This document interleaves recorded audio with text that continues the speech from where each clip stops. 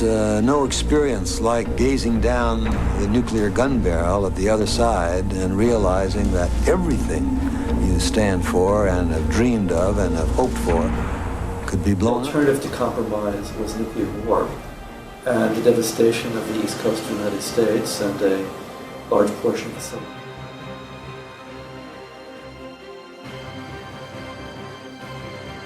The Cuban Missile Crisis began on October 16th, when photos from U-2 spy planes conducting reconnaissance work in Cuba appeared on President Kennedy's desk. The Soviets were building missile sites a mere 90 miles off the US coast. President Kennedy had to decide how to respond to the situation and what to tell the American people. In a 13-day gauntlet, Kennedy and Khrushchev fought for political superiority with high-stakes maneuvers that put both of their nations in the line of nuclear fire. The reputations of both countries, and the impact that these reputations had in the global conflict between capitalism and communism, were political responsibilities less important than protecting the people. Diplomatic relations between Cuba and the United States began to turn sour in the wake of the Spanish-American War. The United States originally promised to liberate Cuba from Spanish rule and make it an independent state according to the provisions of the Teller Amendment of 1898.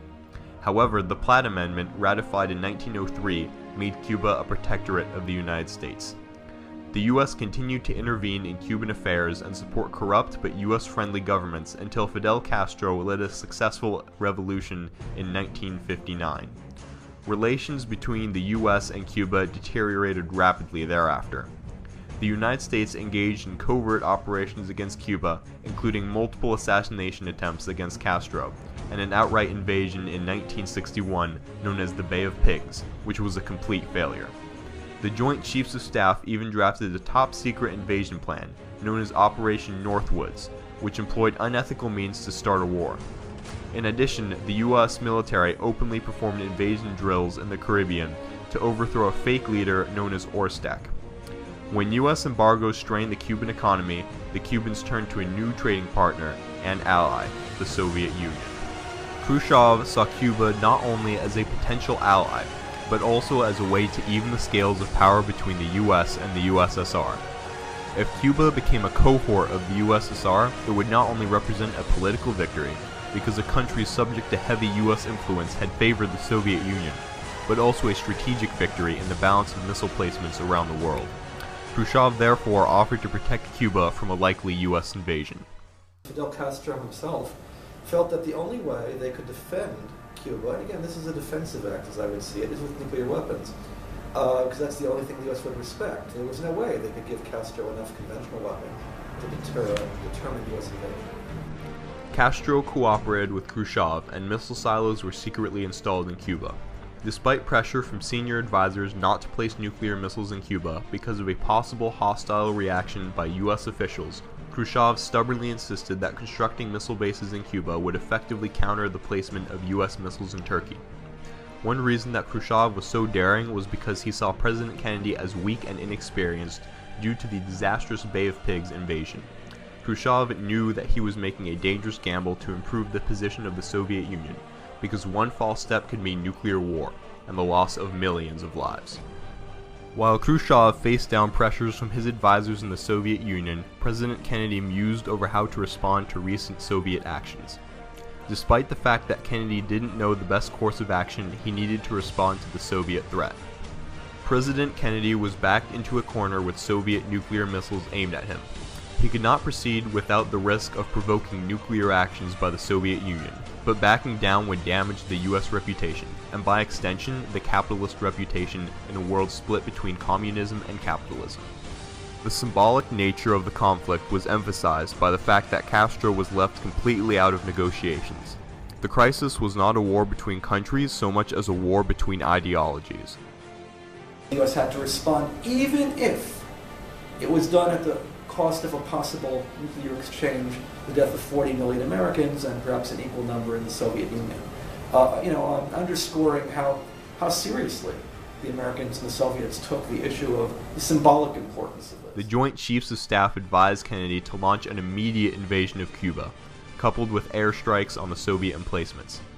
Though Kennedy made preparations for such an invasion to take place at a moment's notice, instead of invading Cuba, he decided to enact a blockade. A strict quarantine on all offensive military equipment under shipment to Cuba is being initiated.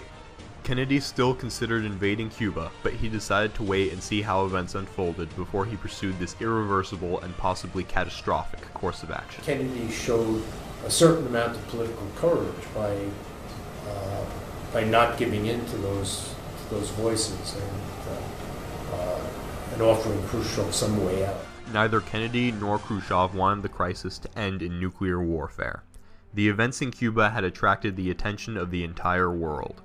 The US and the USSR were not the only countries that would be affected if either leader slipped while on the precipice of nuclear war. Both Kennedy and Khrushchev realized that nuclear detonation was no longer hypothetical. Khrushchev began to back down in the face of nuclear annihilation despite his stubborn nature. By the end of the crisis, Khrushchev agreed to remove the missiles in exchange for a pledge that the United States would never invade Cuba and would remove US missiles in Turkey and Italy. The removal of US missiles was, however, kept a secret by Kennedy's request. Kennedy was worried about the reputation of the United States if the agreement appeared to reduce the US's protection of its European allies. The Cuban Missile Crisis proved that not only was compromise the solution to nuclear confrontations, but also that winning the symbolic chess game of military power between the United States and the Soviet Union was not worth a nuclear war. The reason for the compromise was simply it was the next best thing to nuclear devastation. And I think we can all breathe a sigh of relief that they decided that. The Cuban Missile Crisis also emphasized the difference between Soviet and American ideologies. In the USSR, Khrushchev withheld knowledge of the Soviet missiles in Cuba in order to preserve the secrecy of the operation. But even as the crisis progressed, Khrushchev never formally announced the situation to the people of the USSR.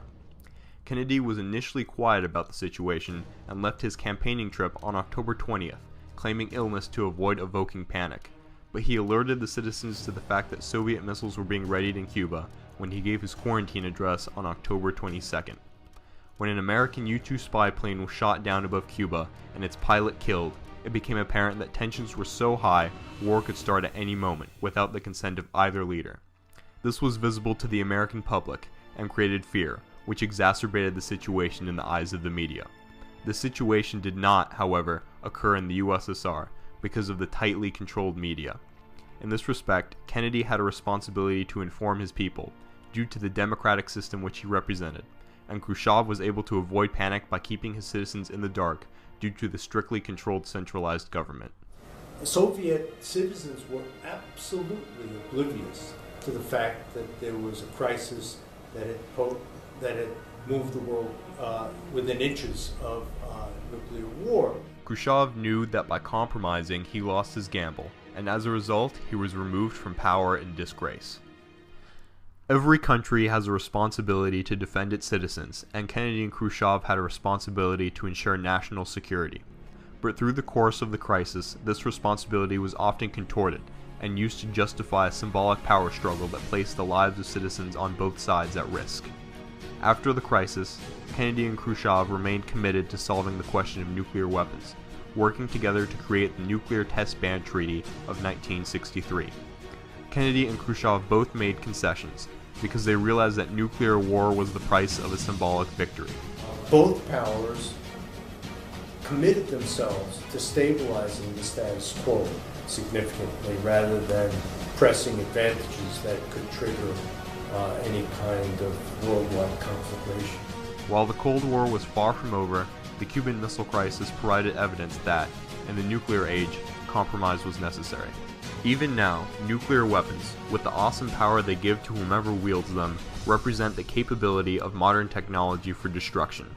Today, the touch of a button could obliterate a metropolis and result in radioactive collateral damage. But this is coupled with the unprecedented level that technology can aid mankind. The Cuban Missile Crisis is a reminder of how close the world came to nuclear disaster, and the responsibility new world leaders have to prevent such disasters in the future.